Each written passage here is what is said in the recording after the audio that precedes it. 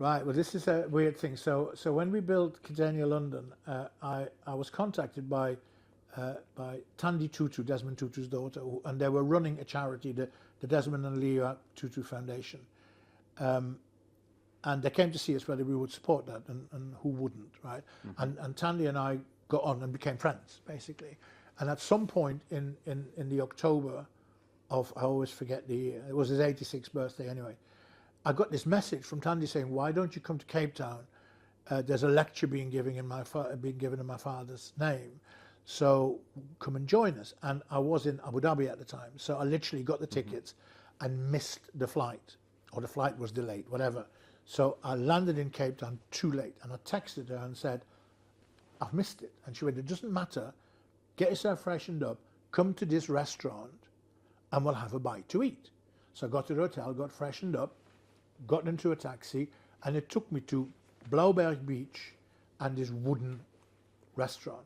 And I walked in, and I was the only non-family member. And next to the old man was an empty chair. Wow.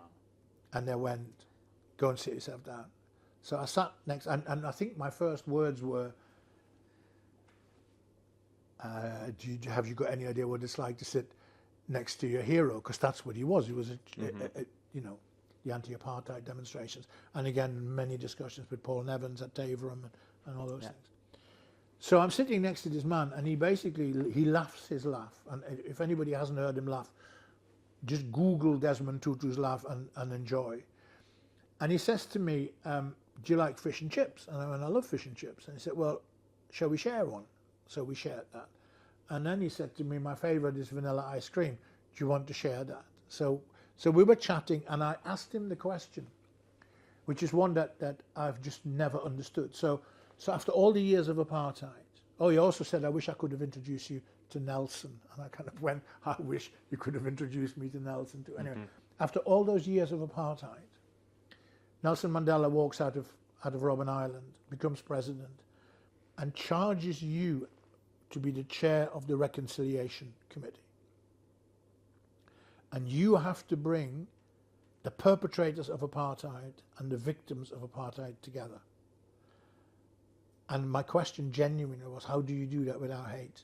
Because I do not understand how you do that. And his answer was about, he started off by saying it was very difficult and it was very personal, and I get all those things. And then he said to me, but you must remember, my boy, whatever the question, education is always the answer. And I said to him, can I borrow that? And he went, you can have it, followed by his inimitable laugh. And I kind of, it's pretty much the answer to anything and everything. And actually, it is also something which I've discovered, that I've used it with children, I've used it with parents, I've used it with communities, I've used it with teachers. It is also something that within their own world everybody understands.